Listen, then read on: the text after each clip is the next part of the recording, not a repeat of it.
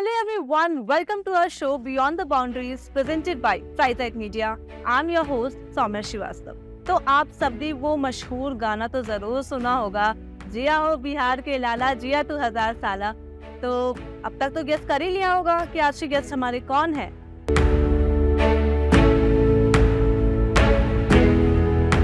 So can we have a huge round of applause for Bihari Babu Manoj Tiwari sir. नमस्ते, बहुत बहुत स्वागत है आपका हमारे शो में। पूरे दिल से आपका स्वागत है। बहुत बहुत स्वागत है आपका और जो लोग सुन रहे हैं। इस बातचीत को स्टार्ट करने से पहले मैं आपको और हमारे जो भी दर्शक हैं जो ये एपिसोड देख रहे हैं उन सबको हमारे शो के बारे में थोड़ी डिटेल्स देना चाहूंगी।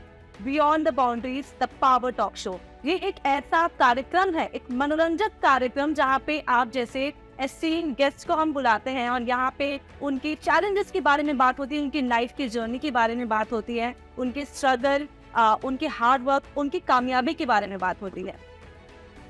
तो इसी के साथ शुरू करते हैं सर। हम जानना चाहेंगे कि आपका बचपन कैसा था। मतलब आप एक सक्सेसफुल आर्टिस्ट है, बिहार में पले बड़े हैं आप, और ऐसा कुछ हम मनोज तिवारी के बारे में जान सकते हैं जो लोग नहीं जानते हैं? कैसे आपका बचपन था, फिर वहाँ से इंडस्ट्री में कैसा आना हुआ? मेरा बचपन बहुत सामान्य था।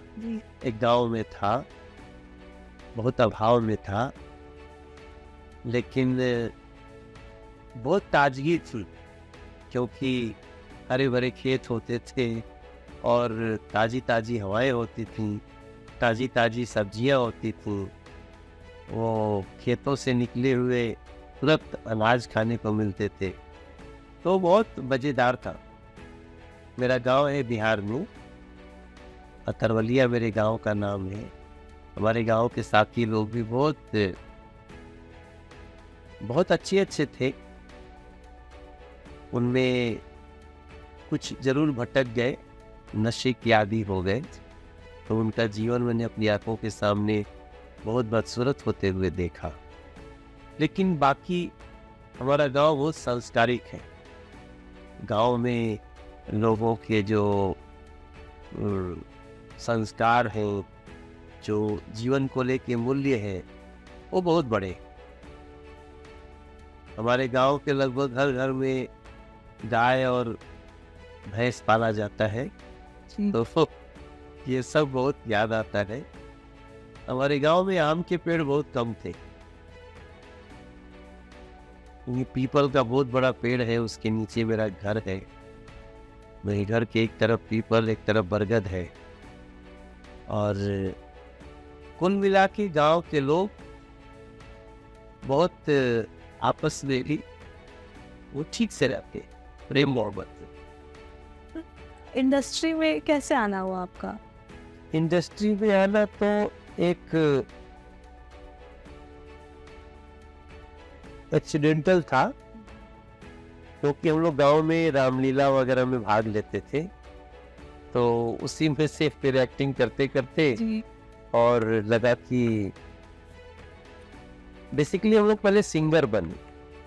हम लोग का आकर्षण सिंगिंग का था, तो गाना गावे लगनी जा और गावत गावत फिर जब सिंगर हिट हो गई लीजा, तो हमको लोगों ने फिल्मों में भी चांस दिया। तो मैं करीब 8-9 साल केवल सिंगिंग सुपरस्टार रहने के बाद मैंने एक्टिंग की तरफ कदम बढ़ाया।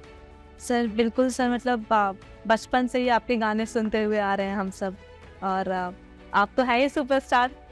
तो एक सवाल है मन में जो मैं आपसे पूछना चाहती हूँ। अब आप एक सक्सेसफुल पॉलिटिशियन हैं, एक आर्टिस्ट हैं और एक पॉलिटिशियन भी हैं। सक्सेसफुल होने की कोशिश कर रहे हैं। जरूर होंगे सर, जरूर होंगे।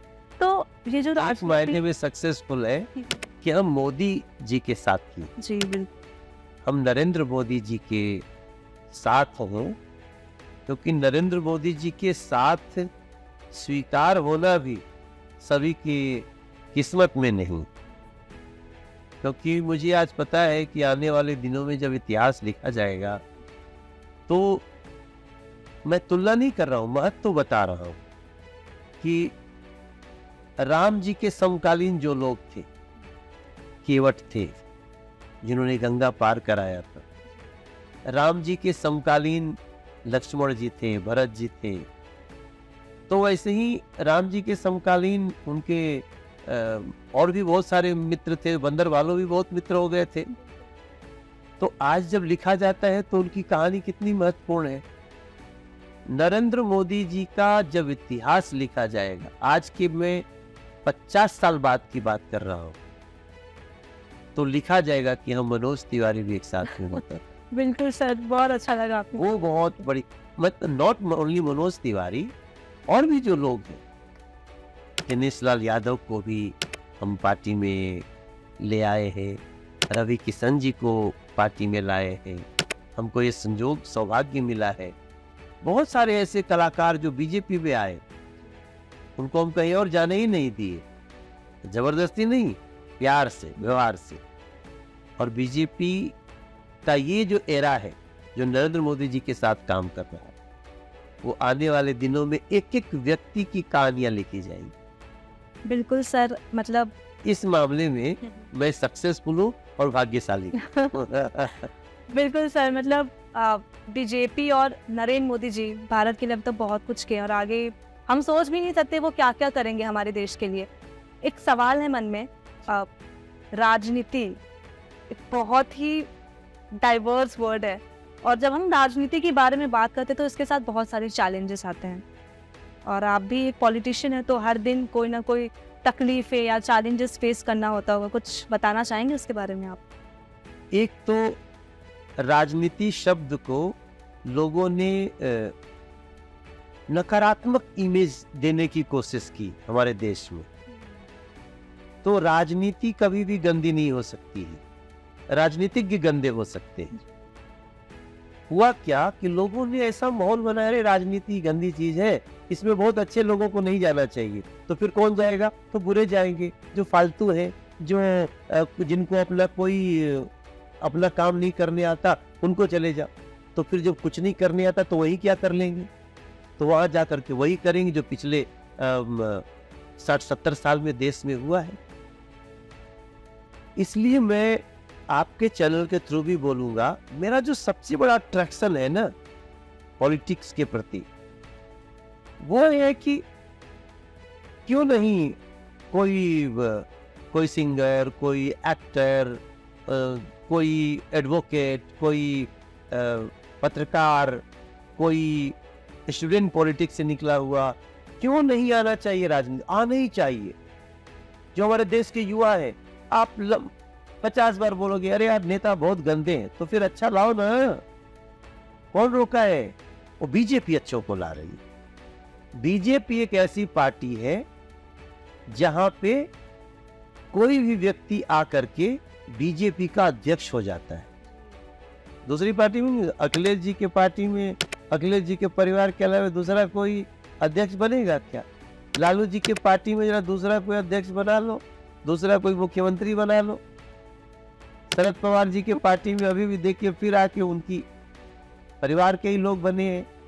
तो ये किसी के साथ, आज स्टालिन के पिताजी थे करुणानिधि जी, और स्टालिन के बेटे उदयनिधि, तो वही आएंगे क्या? और लोग पता नहीं कैसे स्वीकार भी कर लेते हैं।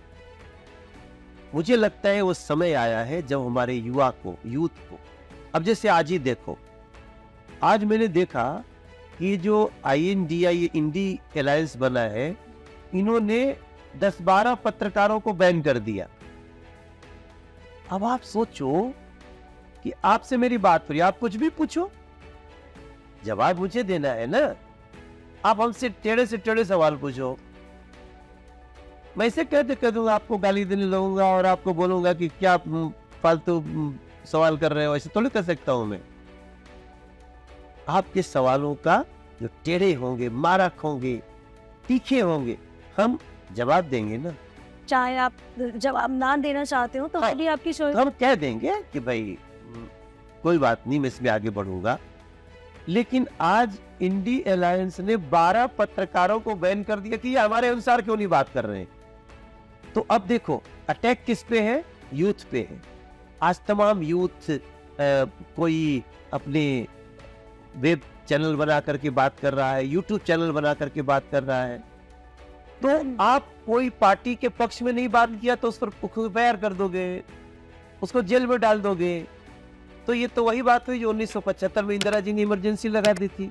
उसको तो हम लोग देखे नहीं, हम तो 1971 के पैदा है। तुम लोग तो क्या भाई, आप तो सौम्या, अभी आप लोग तो मुश्किल से 20-25 साल की दुनिया देखे हो। इमरजेंसी क्या है आज इंडिया अलायंस वालों ने फिर से दिखा दिया कि तुम हमारे अनुसार नहीं बात करोगे तो तुम पे एफआईआर करेंगे, जमानत नहीं होने देंगे। तो ये ऐसे लोगों को ये पॉलिटिक्स में कैसे आ गए? ये पॉलिटिशियन गंदे हैं। ये पॉलिटिक्स गंदी नहीं हो सकती। पॉलिटिक्स तो साहब जैसे आदमी पैदा होता है, इनरोल होगा निगम में, पॉलिटिकल पार्टी करती है, सरकार करती है, गली बनाना, सड़क बनाना, और स्कूल बनाना, कॉलेज बनाना, यूनिवर्सिटी बनाना, पानी देना, हवा साफ रखना, नदी में पानी देना, सब तो पॉलिटिक्स करती है। फिर वो बुरी कैसे हो सकती है? बुरे पॉलिटिशियन हो सकते हैं, पॉलिटिक्स कभी नहीं। हमारे देश में पॉलिटिक्स को ही बुरा किया गया कि लोग कहते हैं मैं कौन वोट दूंगा, पता चला 100 लोगों में केवल 55 लोग वोट देने जा रहे, 42 लोग वोट देने जा रहे और 58 वोट ही नहीं दे रहे। ये हमारे देश की लोकतंत्र की जड़ों को चोट दिया गया।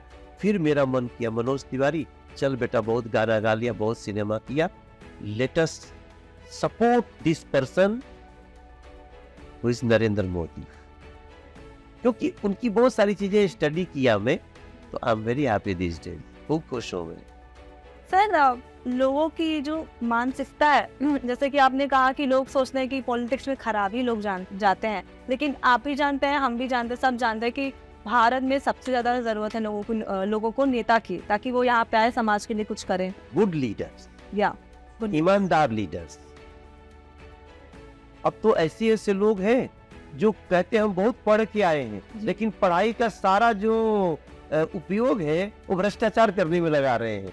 कि मैं कितनी तरह से, हमारे दिल्ली में एक आया नेता ना, अरविंद केजरीवाल, मैं देखता हूँ जितनी पढ़ाई पढ़े हैं वो सारा उसका उपयोग कैसे जनता की खजाने को, सरकार के खजाने को लूटा जा सकता है, और जिसमें नहीं लूटा जा सकता वो काम ही नहीं करना है।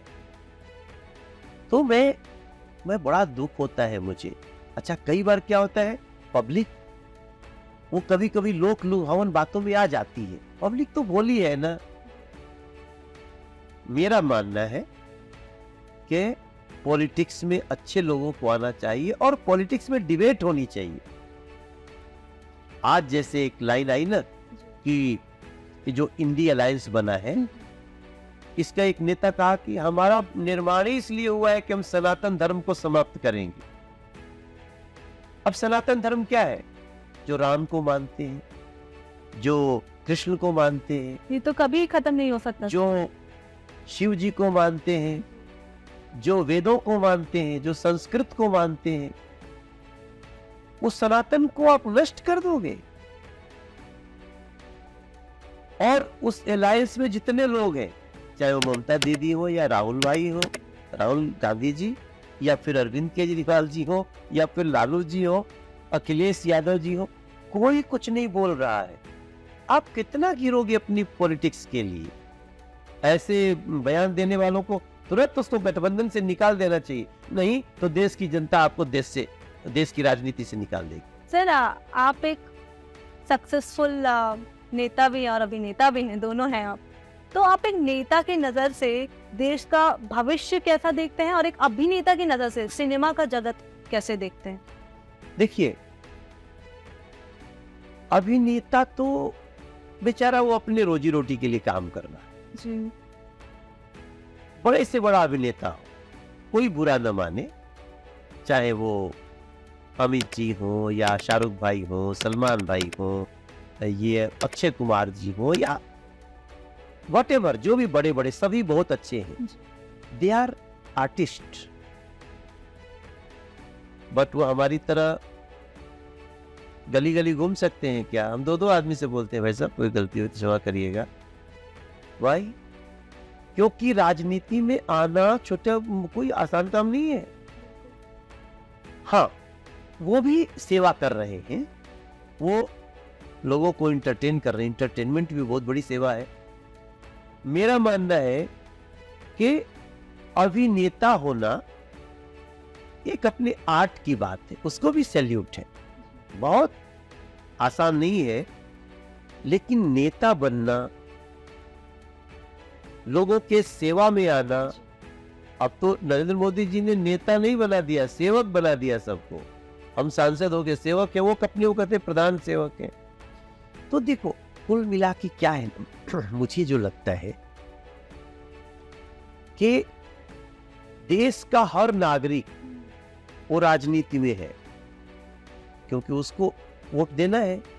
तो वोट देने जाओगे तो सोचोगे ना किसको दें, इसको दें, उसको। यही तो राजनीति है।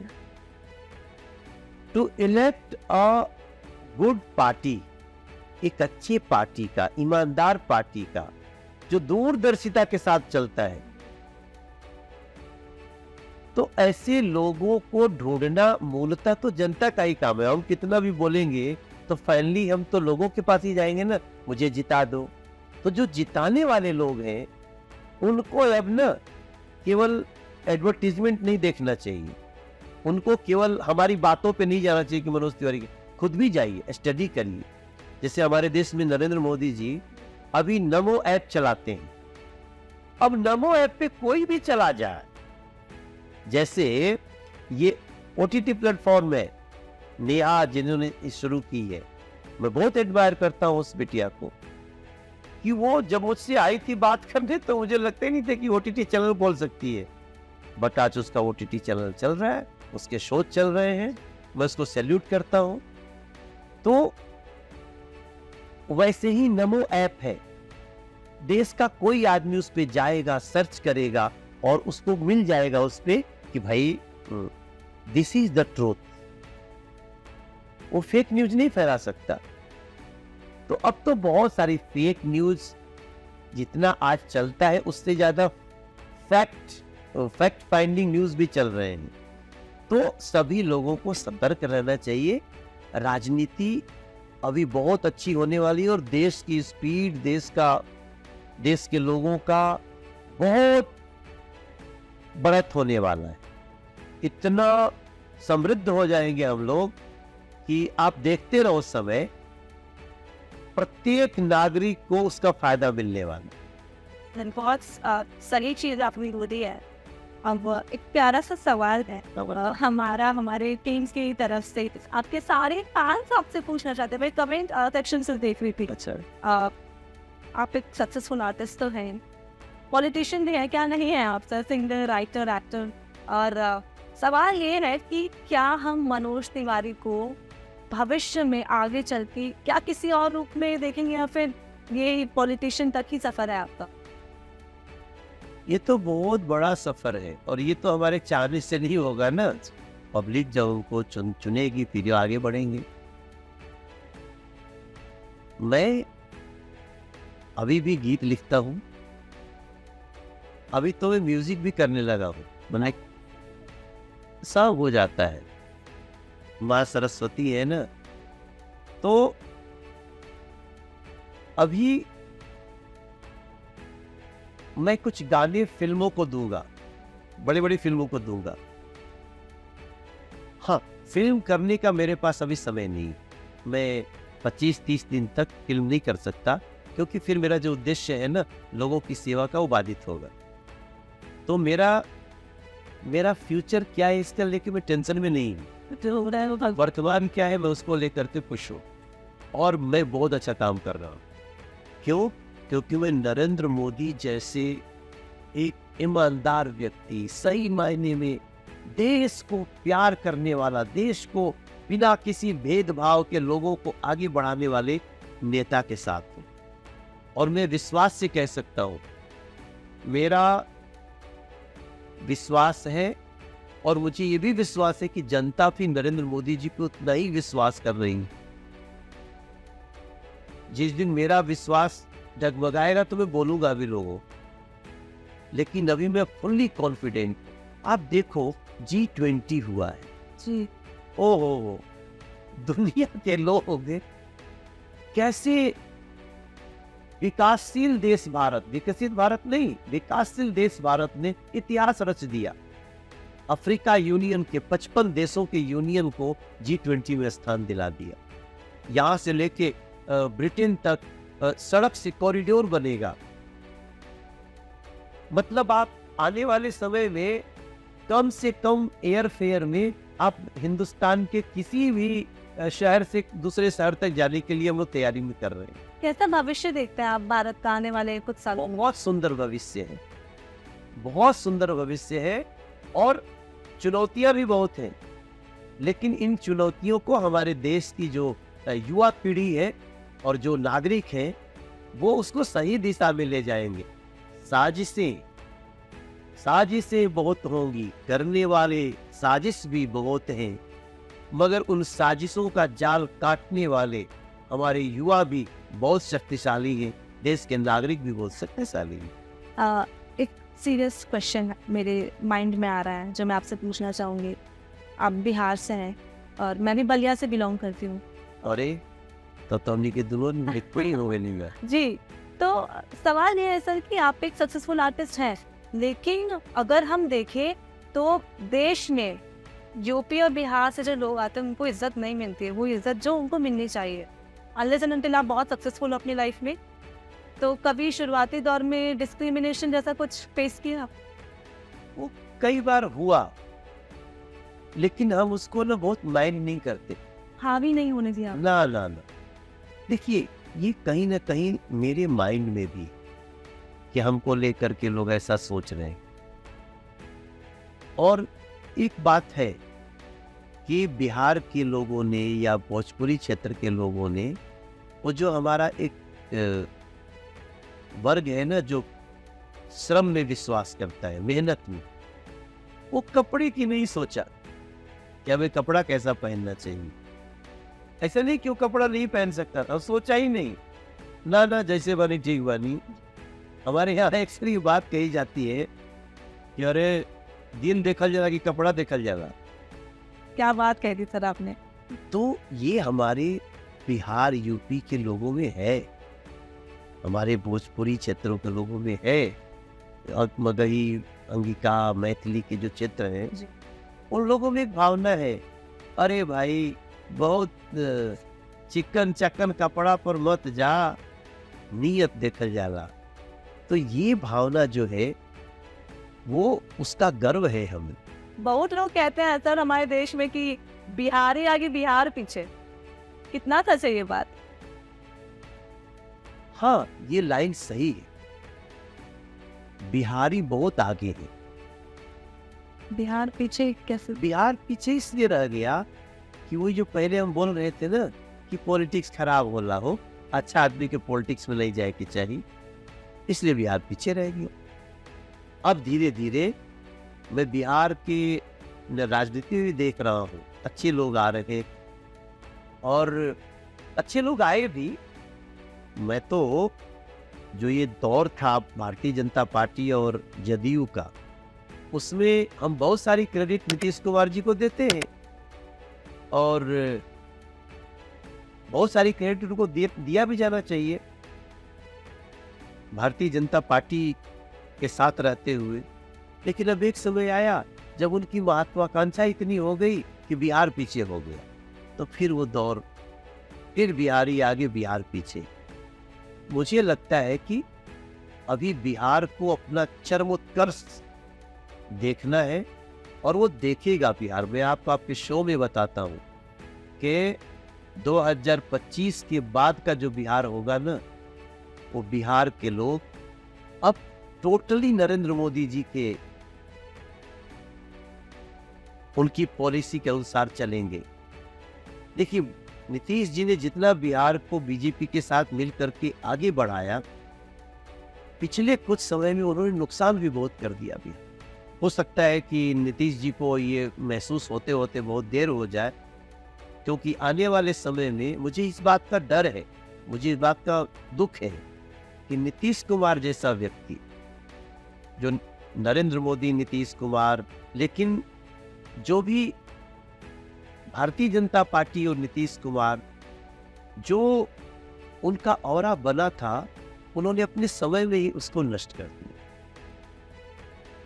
और उसकी भरपाई अब बहुत मुश्किल होगी, ऐसा मुझे लगता है। दिल्ली के सांसद हैं आप, दिल्ली के एमपी हैं। अगर बिहार से चुनाव जीते और वहाँ पे अगर आप सांसद रहते, तो क्या ऐसी कौन सी समस्या है जो आप बिहार से हटाना चाहते हैं? क्योंकि बिहार में देखिए सर बहुत सारी समस्याएं हैं, बहुत सारे सोशल इश्यूज। देखिए, बिहार की समस्या सांसद के लेवल पे दूर करने वाली है ही नहीं जी। बिहार एक पूर्ण राज्य है, और बिहार की समस्या का निदान बिहार की गवर्नमेंट के पास, बिहार की राज्य सरकार के पास, उसके लिए उसका विजन होना चाहिए। आज उत्तर प्रदेश में फिल्म सब्सिडी शुरू हो गई, फिल्में शूट होने पर लोगों को उसके पैसे मिलते हैं, टूरिज्म आ रहे हैं। Why not in Bihar? आज उत्तर प्रदेश के सिनेमा हॉल उनको अलग से बनाने के लिए बजट दिए जा रहे हैं कि अपने सिनेमा हॉल तमिलनाडु और केरल और तेलुगु की तरफ बनाइए। Why not in Bihar? क्या बिहार में आज एक अच्छा परिवार को पिक्चर देखना पड़ता है तो उनको दिल्ली आना पड़ता है फ्लाइट से पिक्चर देखने? क्यों? हमारे यहाँ हर शहर में 4-5 थिएटर होने चाहिए। सर ऐसा आपको क्या रीजन लगता है कि बिहार को लोग इतना इंटरेस्ट करता है? रीजन इज रीजनलेस जो बिहार की गवर्नमेंट चली है। मतलब कुछ मामले में नीतीश जी ने भी, नीतीश जी चूंकि क्या किया, मैं देखो, मैं आप कहोगे नीतीश जी की तारीफ भी कर रहे हो फिर बुराई भी कर रहे हो। जहां से बीजेपी और नीतीश जी जदयू बीजेपी लेकर के बिहार को आई, तो उसको बराबर पे लाने का काम किया, और राज्यों से इमेज वाइज, अर्निंग वाइज, कमाई। लेकिन बिहार का तो इतना गुण है, बिहार के लोग बंगलोर चमका सकते हैं, बिहार के लोग ऑक्सफोर्ड चमका सकते हैं, बिहार के लोग वाशिंगटन चमका सकते हैं, तो फिर बिहार क्यों नहीं? आपने कहा ना कि बिहारी आगे बिहार पीछे। उसमें क्या था, ये विजन रखना चाहिए था। नदियां बिहार में, पानी बिहार में, खुले खेत बिहार में, उसके बाद भी बिहार पीछे। बस लोगों के कपड़ों पे और उनकी बातचीत करने के तरीकों पे जो देश का जो जनता है जज करने लगता है। हाँ, वो तो क्या है ना, लेकिन उससे बिहार का बड़प्पन छुपा नहीं। आईएएस अफसर बिहार के सबसे ज्यादा, मीडिया में लोग बिहार के, साहित्यकार बिहार के, रामधारी सिंह दिनकर बिहार के, ये सारी चीजें छुपी थोड़ी हैं। आज हम अंतरिक्ष में गए हैं, आर्यभट्ट बिहार के, तो कहीं भी पीछे नहीं रहे हम लोग। लेकिन बिहार की गवर्नमेंट का वो विजन नहीं रहा, इसका हमें दुख है। लेकिन मैं आज आपके शो में बोल रहा हूँ 2025 के बाद का बिहार, और मैं हर बिहारी से बोलूंगा कि आप इतना दिन तक तो कास्ट रिव्यू ये सब देख लिए ना, let us make one plan like Chandrayaan. एक बार बिहार को उस स्पीड में ले चलते हैं। वो तभी हो सकता है जब बिहार फुल्ली बीजेपी, तब बीजेपी जो एनडीए है वो बिहार बीजेपी का मुख्यमंत्री होना चाहिए बिहार, फिर उसके बाद क्या लगता है सर आप, बीजेपी जो बिहार के नहीं कर सकती, कोई और पार्टी कर सकता है? क्योंकि पार्टी से कि बहुत से वादे रखते। देखो, और पार्टी कहती कुछ और है, करती कुछ और है।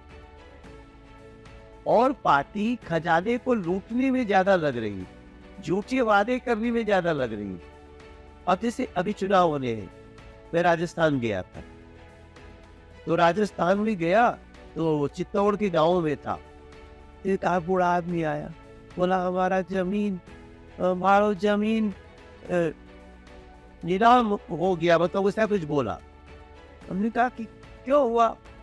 बोला कर्ज चढ़ गया था, बोला कि हमारी सरकार बनेगी तो हम कर्ज माफ कर देंगे, और कर्ज तो छोड़ो, हमारी जमीन नीलाम हो गई। और राजस्थान की प्रत्येक किसान के साथ ऐसा हुआ कि हमने अपने मध्य प्रदेश में प्रत्येक किसान, ऐसा झूठ क्यों बोल देते हो भाई? और जब चुनाव आएगा, अभी हम आपको 100 यूनिट बिजली दे देंगे, तो हम आपको 1000 रुपया दे देंगे वो 2-3 महीने के लिए। ये जो तरीके हैं ये दूसरों के हैं, बीजेपी कभी ऐसा नहीं की। मैं 2020 का चुनाव लड़ रहा था दिल्ली में, एक बार ऐसा पार्टी का हुआ कि भाई अरविंद केजरीवाल बहुत सारे वादे कर देते हैं, हम लोगों को भी करने चाहिए। मोदी जी ने मना कर दिया, बोला ना, हम वही करेंगे जो कर सकते हैं, जिससे जनता पर आने वाले समय में कर्ज नहीं बढ़े। आज कुछ 200 यूनिट बिजली दिल्ली में फ्री है, लेकिन अभी सिस्टम पता चला है कि जो फ्री हो रहा है ना, उसका एक बजट बन रहा है और वो बाद में जनता से ही वसूल किया जाएगा जिनके घर में फ्री बिजली यूज हो रही है। सर, बिग बॉस एक बहुत बड़ा कार्यक्रम है। बिग बॉस देश की आधी से ज्यादा जो जनता है हमारी, वो बिग बॉस देखना पसंद करते हैं। और आपका भी आगमन हुआ था बिग बॉस में, कोई किस्सा या कोई एक्सपीरियंस आप शेयर करना चाहते हैं बिग बॉस के बारे में? अरे बहुत डर लगता है बिग बॉस का नाम सुनते ही। बिग बॉस बहुत खतरनाक गेम है। ओह माय गॉड, कैसे बच के आ गए हम लोग। सर, एक किस्सा आया था सामने लड़ाई झगड़े का, और यूट्यूब पे मैंने देखा था कि डॉली बिंद्रा के साथ जब आपकी लड़ाई हुई थी, 20 मिलियन के ऊपर उसके ऊपर व्यूज गए थे। तो क्या कहना है उसके बारे में आपको? बिग बॉस का गेम ही है। और डॉली जी तो डॉली जी हैं, डॉली बिंद्रा। वो कहते हैं कभी लोग बोलते थे कि बच्चा चुप हो जाए नहीं तो गब्बर सिंह आ जाएगा, और फिर उसके बाद चलने लगा ज्यादा मत बोल वरना डॉली बिंद्रा आ जाएगी। तो सब अपना अपना बिहेवियर है, लेकिन मैं तो बाल बचा। अभी भी देखो क्या क्या चलता है। मैं देखता हूँ कभी बोल रहे अंडे की लड़ाई हो रही है, तो कभी दिखा रहे अंडा चुरा रहे हैं। तो शो है ना, वहाँ पे आपकी निगेटिविटी दिखाई जाती है। तो कई ऐसे लोग हैं जो बोलते हैं यार कुछ भी तो निगेटिविटी दिखाओ, सारा देश में दिखाओ, तो हमको बताओ। तो वैसे लोगों के लिए ठीक है, मगर जो समाज में ऑलरेडी नाम करके खड़े हैं, वो वहाँ गए तो वो छीला जाएगा। वो कहते हैं ना, छील रहे हैं उनको, तो बिग बॉस छीलता है। तो हम लोग पता नहीं कैसे, वैसे लोगों को मिलते हैं तो बोलते हैं शरीफ आदमी है। तो अब हमारे क्विक रैपिड फायर का सेगमेंट होगा, कम समय लिए हुए आपको फटाफट से उसका जवाब देना।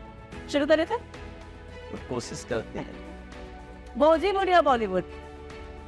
बॉलीवुड हमारे लिए वही श्रेष्ठ है।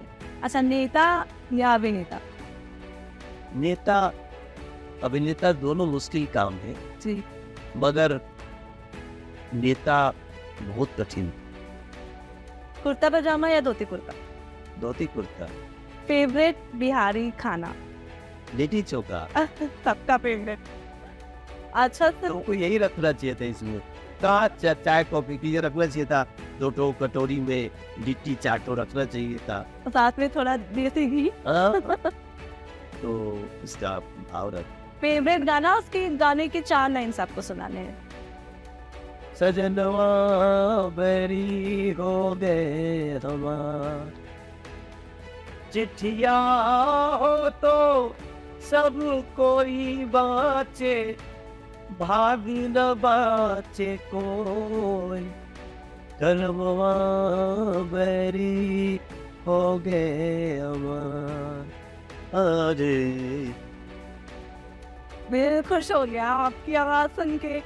तो सर, जाते हुए आपसे एक फरमाइश है, मेरी फरमाइश है, और हमारे सभी टीम मेंबर्स जो भी हैं फाइजर मीडिया की, सबकी एक रिक्वेस्ट है कि हमारी जो मैम है, Neha ma'am, founder and CEO of the company, आप उनके लिए कुछ डेडिकेट कर दे, कुछ लाइंस।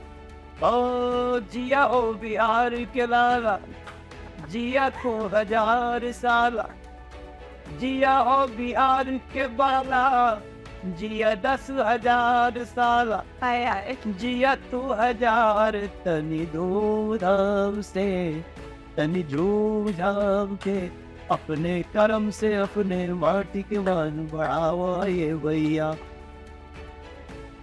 ये मेरी दुआ है उस नेहा के लिए। बहुत अच्छा करे चैनल। और मैंने आज जितनी बातें बोली है ना, उसकी आप बाद में किताब भी छपवा दोगे ना, मैं बहुत दिल से बोला हूँ। इसमें कई सारे क्वेश्चन उठेंगे कि मनोज तिवारी ने नीतीश कुमार की तारीफ की, मैं बुराई की हाँ, जो जो बातें हमने की है ना, बहुत आपने सवाल भी अच्छे ही किए, मुझे फ्रीडम बहुत दिया। और मेरा मानना है कि देश के जो लोग हैं ना, वो सब करो, उड़ो, पढ़ो, गढ़ो, नए नए प्रयोग करो, लेकिन देश किधर जा रहा है, देश की साजिश, देश के साथ साजिश करने वालों को पहचानिए। और इसमें कोई बुराई नहीं। Be political, be political. राजनीति में आइए। हाँ, आप राजनीति में नहीं आ सकते तो भी पॉलिटिकल रहेंगे। वो इज बेनिफिशियल फॉर कंट्री, वो इज डेंजर फॉर कंट्री। कौन किसका विचार क्या है, आप सोचो, इसका जरूर विचार करें, और देश के लोगों के हाथों में ही सुरक्षित रहे। So that was all about today's episode, जो कि अवेलेबल है एमज़न फिल्म, Spotify और Jio7 पे। जरूर जाइए हमारे VTV के एपिसोड देखिए, क्योंकि हर एक एपिसोड में कुछ ना कुछ सीखने को जरूर है। Thank you.